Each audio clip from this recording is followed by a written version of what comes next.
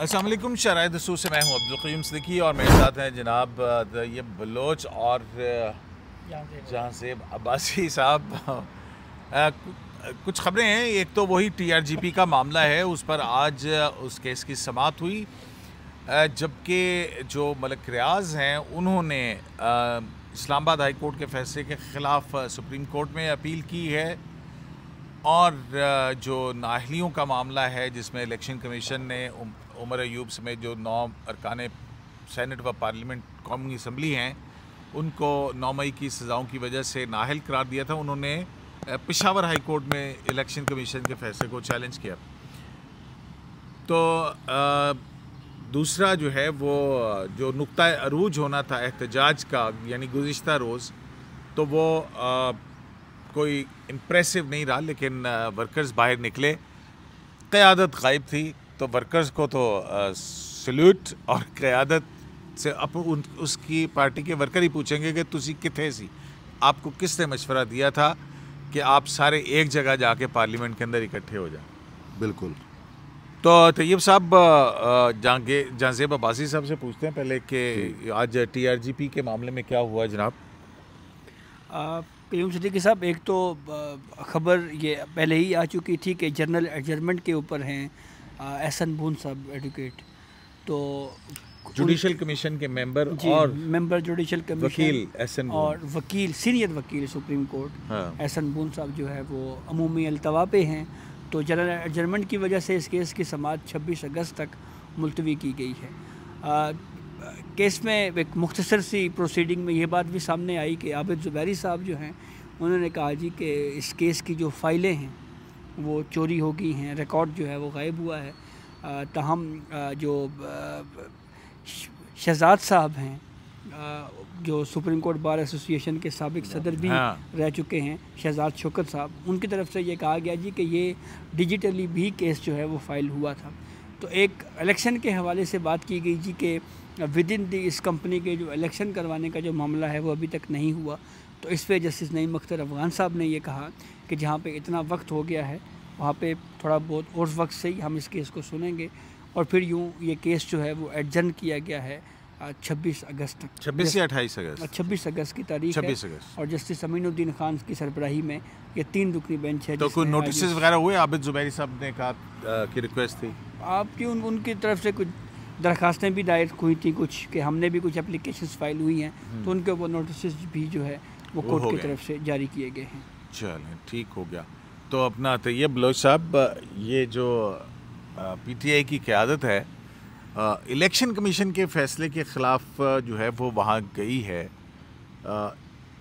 Peshawar high court में। बिल्कुल। जबकि जो उनकी कन्विक्शंस हैं वो आती हैं लाहौर हाई कोर्ट की उसमें, क्योंकि वहाँ की एहतसाब अदालतें इंसदाद दहशतगर्दी की अदालतें हैं। तो अब ये बड़ा इंटरेस्टिंग है कि उन्होंने इलेक्शन कमीशन का फ़ैसला चैलेंज किया, तो ला महल्ला वो बाकी चीज़ें भी जो हैं वो वहीं उसी हाई कोर्ट के अंदर चैलेंज हो गई होंगी। तो क्या सूरत हाल बन रही है? सर, सूरत हाल बड़ी इंटरेस्टिंग भी है और बड़ी कंफ्यूज करने वाली भी है। अब हाँ, मैं सूरत हाल के अंदर क्योंकि being the student of law जो हम समझ रहे हैं कि होता तो ऐसा है कि जिस रीज़न पे, जिस कारण पे सज़ा होती है उसको चैलेंज किया जाता है पहले। बहरहाल इलेक्शन कमीशन ने फ़ैसला अपने तौर पे तो नहीं किया। इलेक्शन कमीशन ने 9 मई के जो फ़ैसले आए इंसदाद दहशतगर्दी की अदालतों से, उसमें जिनको 10-10 साल और जो भी सज़ाएँ थीं, 2 साल से ऊपर जो भी सज़ा हो उस पर ये बनती है नाअहली, उन्होंने उसके तहत किया। अब आइन और कानून ये कहता है, जो मेरी अंडरस्टैंडिंग है, कि जब तक ये सरेंडर नहीं करेंगे कोर्ट ऑफ लॉ के सामने, उस वक्त तक इनकी अपीलें या इनको किसी किस्म का कोई रिलीफ नहीं मिल सकता। ठीक है। अब मेन कारण तो है इनकी नाअहली का वजह 10 साल का सज़ा। इंडियन मूवीज ज़्यादा देखता है ना, तो कारण करता है। चलो 10 साल का सज़ा जो है वो इनको हुआ है ना। इन लीडरों को 58 लीडर हैं ऑलमोस्ट तहरीक इंसाफ के, तो अभी सिलसिला जारी है। 12 नाअहल हो चुके हैं वैसे अब तक। तो अभी जो है ये चले गए हैं खैबर पख्तूनख्वा में, और खैबर पख्तूनख्वा में जो पेशावर हाई कोर्ट है वहाँ से ये इलेक्शन कमीशन का जो फैसला है नाअहली वाला, उसको सुनाए चैलेंज कर रहे हैं या चैलेंज किया है। अब पेशावर हाई कोर्ट इनको क्या रिलीफ देती है, ये एक सबसे अहम बात होगी। जो रुकन कौमी असम्बली उसकी अगर नाअहली हो जाती है तो साथ ही शेड्यूल भी दे दिया होगा इलेक्शन का। अभी शेड्यूल तो नहीं आया, सिर्फ नाअहली का नोटिफिकेशन आया। शेड्यूल 2-3 दिन बाद आता है वैसे मोस्टली। अच्छा, हाँ, तो शेड्यूल आएगा फिर उसके बाद।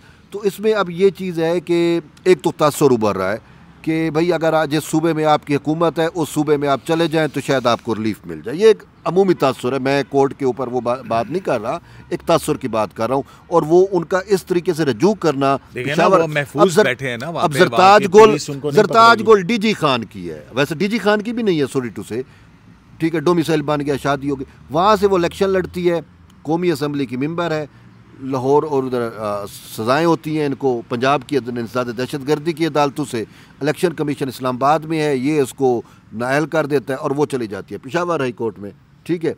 तो ये बहुत सारी कन्फ्यूजन है। अगर पेशावर हाई कोर्ट अब इनको क्या महज इस वजह से भी इनको रिलीफ दे सकती है या शेड्यूल जो जारी होगा उसको मुअत्तल कर सकती है, जो भी कि भाई ये तो देखते हैं अब लेकिन अगर करती भी है ना तो मेरे नज़दीक पेशावर हाई कोर्ट बाउंड हो जाएगी कि आप एक क्रिमिनल को, आप एक मुजरिम को, मुजरिम तो है ना, जब तक सज़ा है तो मुजरिम है ना, उसको आप रिलीफ दे रहे हो, और ये फिर आप जबकि वो बाकी सूबों में बल्कि पूरे पाकिस्तान में वो मतलूब हो गए ना, जब 10 साल का सजा हो गया वो सरेंडर नहीं करते। नहीं, तो कैसे? अमूमन होता है, अदालतें रिलीफ देती हैं वो, लेकिन वो राहदारी ग्रांट करती हैं कि चलें आप उस वक्त तक जब तक कि आप उस अदालत तक ना पहुँचे, आपको गिरफ्तार ना किया जाए, कुछ इस तरह की। हाँ, और बहुत ज़्यादा इस तरह की रिलीफ इनको मिले हैं कि भाई वो पेश नहीं हुए। तो ठीक है भाई, चलो आप उधर हो, चलो पहुंच जाओ फैसलाबाद तक। लेकिन ये एक नई चीज़ है कि उस अदालत से कन्विक्शन है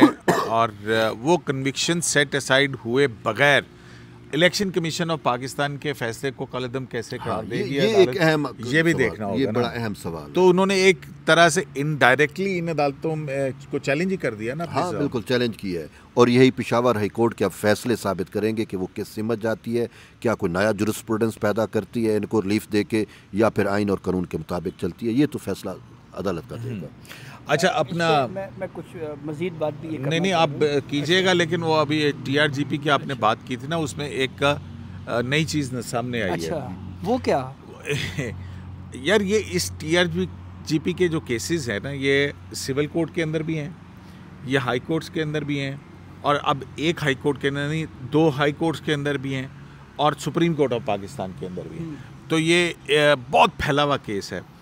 अब जो मज़े की बात है कि जैसे यहाँ पे हुआ था कि वो TRGP के इलेक्शंस के हवाले से जिस अब्दुर्रहमान वर्सेस वो उसने वो की थी, जिसमें वो मुस्तफ़ा रमदे वगैरह के और ज़िया चिश्ती के माबैन लड़ाई का वाक़या पेश आया था, उसमें वो जो है उन्होंने वही जो कि सिंध हाई कोर्ट ने हुक्म दिया था कि इलेक्शन करवाओ, तो वो इलेक्शन करवाने के लिए ही दरख्वास्त यहाँ पे आई थी। अच्छा।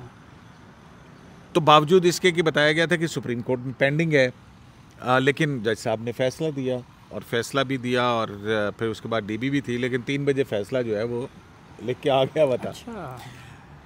तो उसके बाद जो है यही जो TRGP है, इस हवाले से दोबारा उन्हीं जज साहब जो सिंध हाई कोर्ट के अंदर हैं, कंपनी जज, उनकी अदालत के अंदर इसी कंपनी का मुकदमा इसी से मुताल्लिक है, लेकिन जो है वो कहते हैं कि क्योंकि ये उससे थोड़ा सा मुख्तलिफ, तो मैं इसको सुन लेता हूँ।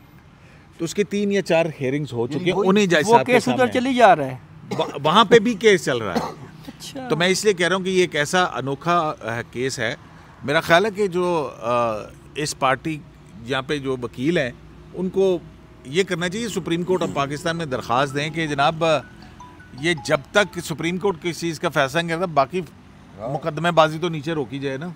बिल्कुल ऐसे ही है, कुछ इस तरह का होना चाहिए। और आपको याद होगा एक टैक्स केस सुप्रीम कोर्ट में जब चल रहा था, जिसमें एडवोकेट मखदूम अली खान साहब भी पेश हुए थे, तो उसमें उसी से रिलेटेड हाई कोर्ट्स में जो केसेस थे वो सुप्रीम कोर्ट ने मंगवा दिए थे, और लेकिन वो था मेरे ख्याल में आईनी बेंच। तो ये एक थोड़ा सा उसमें वो है, तो इंटरप्रिटेशन ऑफ लॉ का था ना मामला। लेकिन सुप्रीम कोर्ट की पावर्स तो वही है ना यार, वो आईनी बेंच की तो वो है ना कि 184(3), 185 के और 199 की अपीलें या इंटरप्रिटेशन ऑफ लॉ जहाँ पे हो, यहाँ पे इंटरप्रिटेशन ऑफ लॉ का नहीं, यहाँ पे मामला कंपनी के शेयर्स की जो है उसके ऊपर झगड़ा है, इंतखाबात ना कराने पर कंपनीज का वो है। तो ये एक मुझे चीज़ पता लगी थी, तो ये अब क्या बात है, सिर्फ वो एक ही कंपनी जज है। हाँ, उन्हीं के पास सारे मुकदमे, पहले भी उन्होंने इनकार किया, फिर लगा, फिर और ये क्या पता कि आगे बाद में पता चले जी कि कुछ और भी जो है वो हाई कोर्ट आगे क्या क्या कट्टे निकलते हैं। हाँ, मज़ीद जो है वो क्या क्या हो। अच्छा, मैं वापस जो है वो आना चाह रहा हूँ पीटीआई वाले मामले के। हाँ, इस पर क़य्यूम सिद्दीकी साहब, पीटीआई की तरफ से ये या उनकी कानूनी टीम की तरफ से ये मौक़िफ़ जो है वो दिया गया कि सुप्रीम कोर्ट जब तक ये अपीलें खारिज नहीं होती उस वक्त तक इलेक्शन कमीशन को नाअहली के नोटिफिकेशन जो हैं वो नहीं जारी करने चाहिए थे। और उनका ये कहना है जी कि इलेक्शन कमीशन ने जल्दबाजी का मुजाहरा किया। पीटीआई ने कहा है। हाँ, पीटीआई की कानूनी टीम जो है वो एक मौक़िफ़ ये बयान कर रही है जी कि जल्दबाजी में। अच्छा, इस पर ना मैंने कुछ चेक करने के लिए कुछ कानूनी माहिरीन से बात की, तो उन्होंने ये कहा जी कि ये जो डिस्क्वालिफिकेशन होती है ये आर्टिकल 63(3) के नीचे है, तो ये 90 दिन के अंदर अंदर इलेक्शन कमीशन ने जो है ये इसको तय करना होता है। तो ये अब इलेक्शन कमीशन 90 दिन का मतलब ये नहीं है कि 90 दिन गुजर जाएंगे तो तब होगा। तो ये एक इंटरप्रिटेशन मुझे किसी ने ये बताई कि 90 दिन का मतलब 2 दिन भी हो सकते हैं कि फैसले के 2 दिन बाद, विदिन 90 डेज। जी, विदिन 90 डेज। तो ये उस असूल को मद्देनज़र रखते हुए जो है वो ये स्टेप जो है, लेकिन इलेक्शन कमीशन काफ़ी बदतनकीद यही हो रही है कि बहुत जल्दी में ये काम कर रहे हैं कि उनको मौका दिया जाता है। वो लोग जो कि ख़ुद को अदालत के सामने सरेंडर नहीं कर रहे हैं, वो कहते हैं कि जनाब इलेक्शन कमीशन हमारे साथ ज़्यादती कर रहा है, उजलत में हमारे खिलाफ कर रहा है। तो मतलब है कि पॉलिटिक्स है ना, पोलिटिसाइज हो रहा है ना ज़्यादा। और ये जितना पोलिटिसाइज करने की कोशिश करेंगे इस मुकदमे को कानूनी बुनियादों पर लड़े बगैर, तो मेरा ख्याल है कि ये इनके लिए प्रॉब्लम्स ही होनी है। वो अब देखें, अगर अपीलों में अगर वकील आके बाबर अवान साहब, तो फिर तो कुछ ज़्यादा ही कुछ सियासी बातें हमें सुनने को मिलेंगी। तो बहरहाल ये देखने में बाबर अवान क्रिमिनल लॉ के अच्छे वकील हैं, अच्छे हैं, लेकिन वो काफ़ी सियासी नोयत के आर्गुमेंट्स, उनकी एफिलिएशन जो है हमें वो नज़र आते हैं। और वो पॉलिटिकल वो डिबेटर, तो वो ये भी है ना, तो वो ला को बाज़ औक़ात फिर साइड पे रखते हैं, ला भाई जज खुद पढ़ लेंगे, मैं पूरा मंजरनामा पेश करूँ, वो जाकिर टाइप भी बन जाते हैं ना। अच्छा, वो क्या हुआ मलिक रियाज के केस में? क्या सुना कोई अपील आई है सुप्रीम कोर्ट में? सर, इसमें मलिक रियाज की जानिब से जो है Farooq H Naik judicial member जो commission, judicial commission member judicial commission, ये दोनों केसेस, एक TRGP वाला और ये वाला, बहरहाल दोनों हमने डिस्कस भी किए हैं। तो इसमें भी नहीं, जुडिशल कमिशन के अरकान को नहीं प्रैक्टिस करनी चाहिए, मेरा ख्याल है। मैं तो यही, हम तो साड़ी सुननी किसी ने नहीं, लेकिन हम बोलते रहेंगे। तो उसमें सर बड़ा क्रिटिकल मैटर है। आपको पता है कल इस्लामाबाद हाई कोर्ट ने फैसला दे दिया था कि नीलामी करो, 7 अगस्त की तारीख भी दे दी है। तो आज 6 अगस्त है, कल 7 अगस्त है, ठीक है। अब इन्होंने डिजिटली फाइल किया, और डिजिटली में आपको पता है कि वो विदिन 2 डेज लगती है। तो अभी ये TRGP का मुकदमा भी इसी तरह से लगा था ना, एक दिन फाइल हुआ, अगले दिन लग गया था। इस वजह से काफ़ी वैसे ही इस पे इमरान सवाल उठाए जाते हैं। ये तो सवाल उठाने वालों को हम कह रहे हैं कि खान का भी तो मुकदमा इसी तरीके से लगा था ना, 9 मई वाला वो जो GHQ हमला केस और उसमें आया हुआ है, ठीक है। तो ये अभी तय होना है, लेकिन कल का दिन बड़ा अहम है, जिस वजह से हम ये देख रहे हैं कि अगर इमरान खान की कबल क्या जमानत बाद गिरफ्तारी भी तो लगी हुई, वो 22 तक 12 तारीख को है, 12 तक चली गई थी ना। वही मैं कह रहा हूँ, वो वाला मुकदमा जल्दी लगा था, वो भी हेस्ट में लगा था ना, जिस वजह से वो उस्मान अकरम राजा ने कहा हमें पता ही नहीं कितनी सूरत में नहीं लगा था, एंड पॉलिसी के मुताबिक लगा था कि जनाब जैसे फाइल हुआ 3 दिन में फाइल हो गया। हाँ, 3 दिन में। तो अब ये 3 दिन क्या मलिक रियाज को या इसको मिल सकते हैं? अब मिलेंगे तो अगर कल का दिन गुजर गया और ये मुकदमा, तो फिर गैर मुअस्सर हो जाएगा, फिर तो गैर मुअस्सर हो जाएगा ना। नहीं, वो लेकिन ये मौक़िफ़ तो इख्तियार कर सकते हैं कि हमने अपील की भी है, लिहाजा अभी नीलामी ना करें। अब उस पे चीफ जस्टिस ने कहा है कि जब तक उनका अपना आर्डर है, जब तक सुप्रीम कोर्ट जो है वो अपना रिटर्न ना दे, उस वक्त तक नीचे वो जो अमल दरामद है वो नहीं रोक सकता फैसलों पे। तो अमल दरामद उन्होंने करना है। इस्लामाबाद हाई कोर्ट का फैसला जब तक सुप्रीम कोर्ट वादे तौर पे नहीं कहेगी तब तक नहीं रुकेगा, चाहे समात भी लग जाए। सुप्रीम कोर्ट का जब तक डायरेक्शन नहीं होगा वो नहीं रुकेगा, वो तो स्टे ऑर्डर आप कह हाँ स्टे ऑर्डर जब तक ना हो, तो वो तो चीफ जस्टिस ने बड़ा बेहतरीन इस पर जजमेंट दिया हुआ है। तो इस वजह से अब मलिक रियाज को जो है, मुझे तो नहीं लगता, शायद कल का दिन है, हम उसी पे वेट करते हैं कि अब क्या आया फ़रूक अचनैक साहब का ये मुकदमा लगता है कल या फिर नीलामी हो जाती है। अच्छा है, दिलचस्प है। वो मलिक रियाज ने भी एक ट्वीट भी की है ना कल जी, जिसके अंदर उन्होंने कहा कि जी मुक़ावमत करें, बात करें, अगर हमारी लाइबिलिटीज़ बनती तो हम अदा करने के लिए तैयार हैं, लेकिन मैं पाकिस्तान वापस आना चाहता हूँ। सुने माल्टा चला गया है, चले गए हैं, हाँ कोई कहते हैं कुछ लोग, दुबई अब से हमें माल्टे। तो सही तरह से नहीं लगे।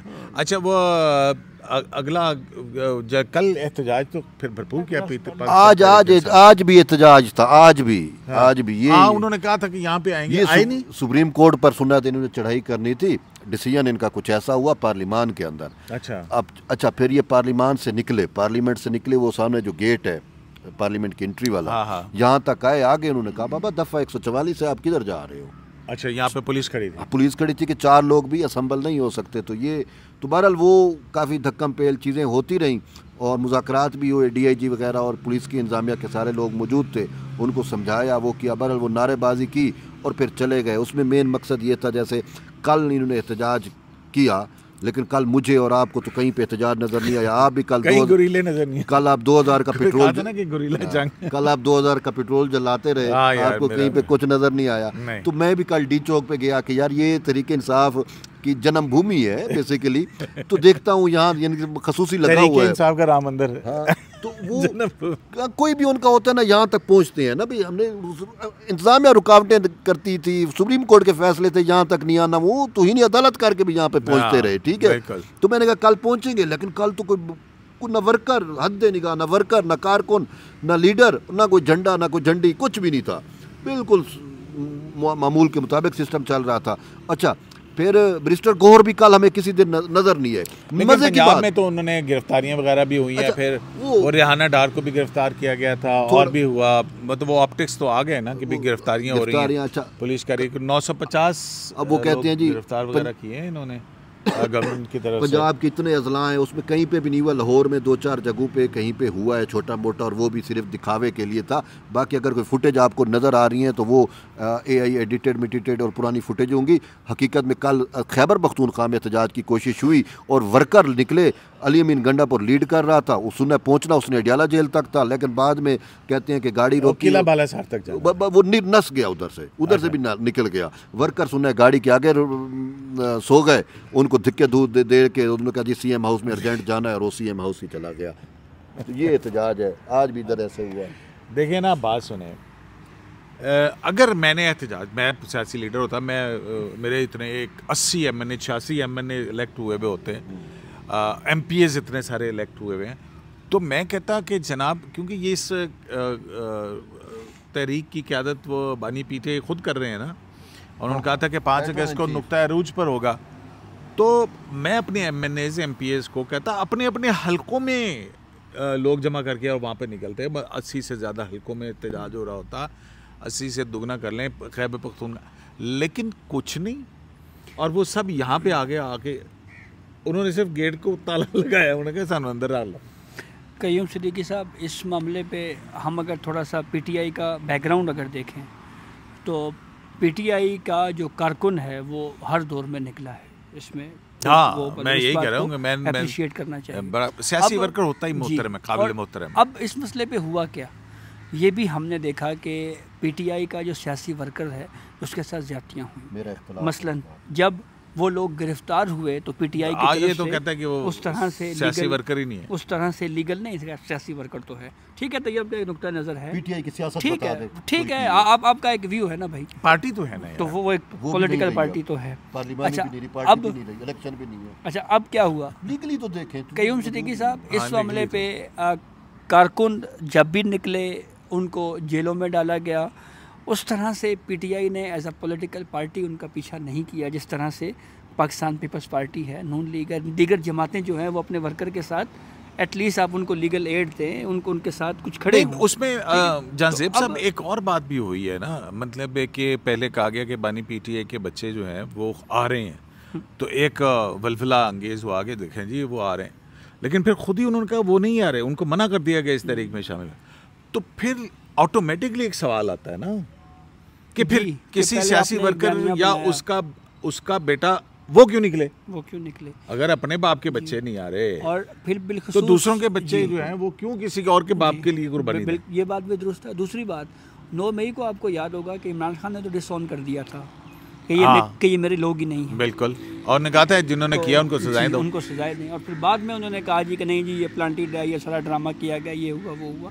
तो एक तो ये वजह है। दूसरी, अब आप मुझे बताएं ना, PTI के पार्लियामेंट में मौजूद अरकान ये कहें कि जी हमने अब सुप्रीम कोर्ट और पार्लियामेंट के दरमियान अब फासला अब आप देख लें कितना है, दरवाजे से दरवाज़ा जुड़ा हुआ है। सुप्रीम कोर्ट की दीवार ख़त्म होती है तो पार्लियामेंट शुरू हो जाता है। अब पार्लियामेंट से सुप्रीम कोर्ट तक आने में जब वो बाहर निकले तो पुलिस ने कहा जी कि दफ़ा 144 है, तो मेंबर पार्लियामेंटेरियन रुक गए।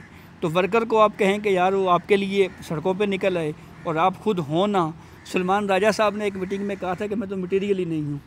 तो जब मटेरियल ही नहीं है तो बस ठीक है, फिर एंजॉय करें, फिर यही होगा। फिर यार कायदे-ए-आज़म भी कौन सा जलसे को रैलियाँ कायदे-ए-आज़म ने निकाले थे। देखें पीसफुल प्रोटेस्ट तो मैं देखें आइन ने तो ये कहा हुआ है ना कि आप पुरअमन एहतजाज जो है वो नहीं, लेकिन एक सियासी जमात का जो है वो माजी जो है वो कहता है कि ये हमेशा पुरतशद्दुद एहतजाज करते हैं। बिल्कुल। तो वो उस पर फिर इंतज़ामिया क्या करे? क्यों तैयब साहब, आप क्यों नहीं मानते उनको सियासी वर्कर्स या सियासी जमात? सर बात ये है कि जब उसका खमीर सियासी होगा तो मैं सियासी मानूंगा। PTI का अनफॉर्चुनेटली खमीर ही सियासी नहीं है। और जब सुने कई टांगा पार्टियां भी रजिस्टर्ड है ना, वो बहुत सारी। लेकिन बात ये है कि ये जो डी चौक है जिसको मैंने जन्मभूमि का, यहीं से तरीके इंसाफ का राम मंदिर यहीं से इसका खमीर निकला था। और खमीर कैसे निकाला गया था कि इदारों पे हमले करा के इसको ट्रेंड किया गया था बाकायदा। इक़्तिदार में लाने के लिए जब ट्रेनिंग हो रही थी तो इसको इदारों पे हमले कराए गए थे। कौन कर रहा था? PTV पे हमले हुए। कौन कर रहा था? आपकी पार्लिमान का ये वाला दरवाजा खोल के यहाँ पे एक जश्न मनवाया गया। कौन करवा रहा था? तो अब जो भी थे देखो, वो अब उन्होंने भी कफारा अदा कर रहे हैं, कर चुके हैं, ठीक है ना। बहरहाल ये एक प्लानिंग थी, यही तो है कि लिबर्टी में ये तैयार किया गया था। तो जब ये तैयार होकर इसको लॉन्च किया गया, एस्टेब्लिशमेंट की लिबर्टी में सच कहूँगा, वहाँ से तैयार होकर इसको लॉन्च भी किया गया, तो इसका खमीर ही तशद्दुद पे था।